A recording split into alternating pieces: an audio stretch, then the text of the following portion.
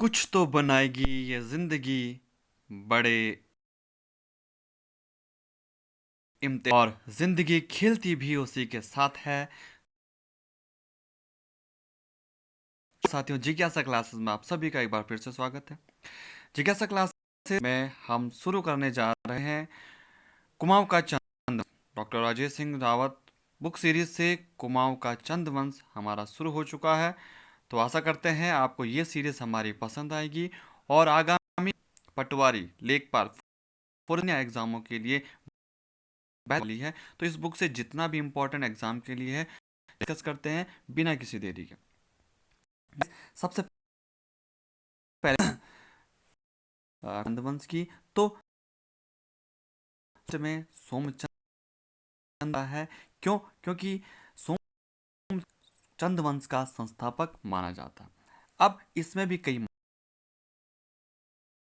सोम चंद वंश का संस्थापक मानते हैं। अब जानते हैं प्रसिद्ध विद्वान एटकिंसन सोमचंद को ही चंद्रवंश का संस्थापक मानते हैं। अब देख सकते हैं आप किसके अनुसार सोमचंद चंद्रवंश का संस्था, तो वो है सोमचंद के अनुसार। तो हम मोस्ट इंपॉर्टेंट टॉपिक डिस्कस करेंगे।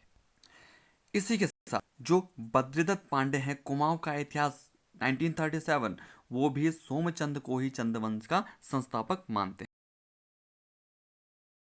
सोमचंद जो है वो कुमाऊं कैसे आए, किस प्रकार से आए उत्तराखंड, तो उनके जो राज ज्योतिषी थे उन्होंने उन्हें भाग्योदय हेतु बद्रीनाथ यात्रा का सुझाव दिया और वो इस प्रकार से यहाँ पर आए। और कहा जाता है कि उस कुमाऊं में ब्रह्म देव का चल रहा था और उन्होंने अपनी पुत्री का विवाह, जो उनकी एकमात्र पुत्री देव की, उसका विवाह से करवा दिया था, जिनका नाम क्या था? चंपा था। और चंपा के नाम पर ही चंपावत का नाम पड़ा।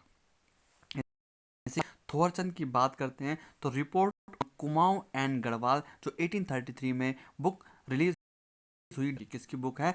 Report on Kumaon and Garhwal जो बुक है वो है डब्ल्यू फ्रेजर की 1837 में।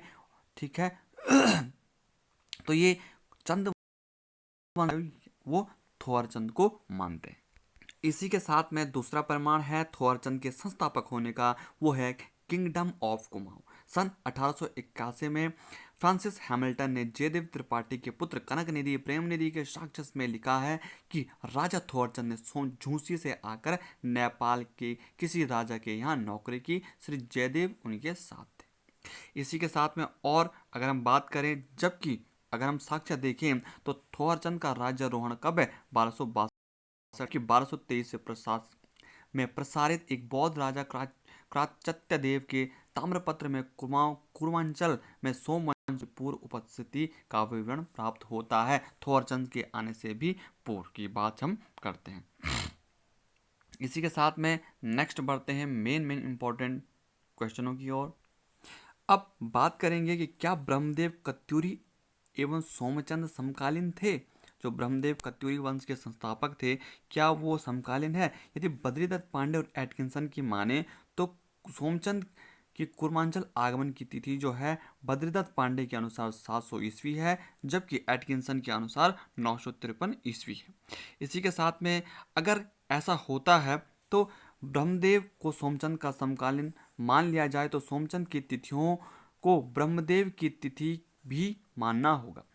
ठीक है। इसी के साथ में अगर तिथि की बात करें तो जो ये कह रहे हैं बद्रीदत्त पांडे जी कि 700 ईस्वी, तो 790 से 832 तक तो जो ललित सूर्यदेव है उनके पिता इष्टगण का था, तो कत्यूरी, और उसके बाद ये शासन कर रहे थे। तो बात करेंगे आगे, तो इसका मतलब यहाँ पर क्या है? यहाँ पर पहले उस वक्त क्या थी? जो ये राजा कर रहे थे। इसी के साथ में अगर जिनमें 5 राजा, जो ये 6 राजा हुए हैं कत्यूरियों के, इनमें 5 राजा सम्राट की उपाधि से विभूषित थे। तो इसी आधार पर ब्रह्मदेव का संभावित शासनकाल 11वीं शताब्दी रहा होगा। ठीक है। और इस दशा में आवश्यक है कि सोमचंद के कुर्मांचल आगमन की भी तिथि 11वीं शताब्दी मानी जाए।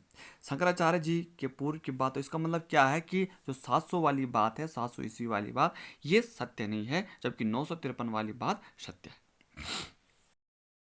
में जब शंकराचार्य, आपको पता है, उत्तराखंड आए थे तो उससे पूर्व यहाँ पर बौद्ध धर्म का बोलचाल था। और ये किससे पता चलता है? एक बौद्ध राजा क्राचत्य इसका प्रमाण मिलता है कि शंकराचार्य जी से पूर्व यहाँ पर किसका शासन था?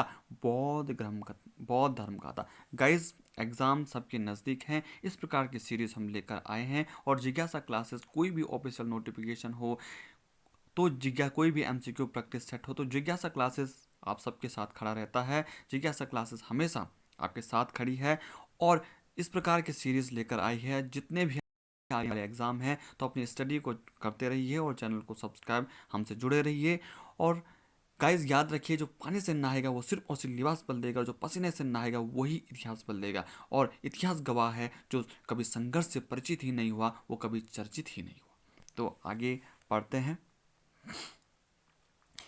अब बात करेंगे कि थोहरचंद की तिथि 1262 ईस्वी के पूर्व 1223 में कुर्मांचल सोमवंशियों की पूर्व उपस्थिति, तो इसका जो समाप्त हो जाती है कि मतलब जब 1223 से पहले, जब यहाँ पर 1262 से पहले जब यहाँ पर कहाँ पर कुमाऊं में जब चंद वंश थे तो फिर कैसे यहाँ पर थोहरचंद संस्थापक हो सकता है। इसी के साथ में यदि आगे बात करें तो इतिहासकार श्यामलाल के अनुसार सोमचंद जो था कुर्मांचल आगमन की तिथि कब है? 1031 ज्ञात होती है। अब देखते हैं भैया सोम के बारे में। तो सोमचंद की जो तिथि है, कुमाऊं के राजा स्वयं को कन्नौज के शासक चंद्रपाल फूर अथवा भौर का वंशज मानते हैं। कौन? इलियट। इलियट किसको मानते हैं कि जो कुमाऊं के जितने भी राजा हैं, तब चाहे वो कत्यूरी हो, चंद हो, ये कन्नौज के शासक चंद्रपाल फूर और भौर के वंशज माने जाते हैं। तो ये आपको पता होने चाहिए। और वो कहते हैं कि इस विषय में अध्ययन ज्ञात होता है कि महमूद गजनवी के 12वें आक्रमण के समय यानी कि 1018 में कन्नौज में शासन कर रहे होंगे। ठीक है। इसी के साथ में डॉक्टर RS त्रिपाठी त्रिलोचन पाल को चंद्रपाल के वंशज मानते हैं। अब बात आएगी कि चंद वंशों का आखिर मूल स्थान कहाँ पर था। तो एटकिंसन हुए या वाल्टन जी हुए या बद्रीदत्त पांडे जी हुए, इनके अनुसार जो चंद वंशों का जो आदि निवास था वो कहाँ था? इलाहाबाद प्रयाग के निकट झूसी नामक स्थान पर था। तो हम कह सकते हैं सोमचंद जो है बद्रीनाथ यात्रा पर झूसी नामक इलाहाबाद के स्थान से यहाँ पर आए थे। इसी के साथ में और आगे इम्पोर्टेंट इसमें देखते हैं। तो अब सोमचंद से त्रिलोक चंद तक चंदवंशी राजाओं का विवरण, जो कि एग्जाम की दृष्टि से सबसे इम्पोर्टेंट। तो कुमाऊं में कत्यूरी राजा चंदवंश की स्थापना सोमचंद शिव का उपासक था।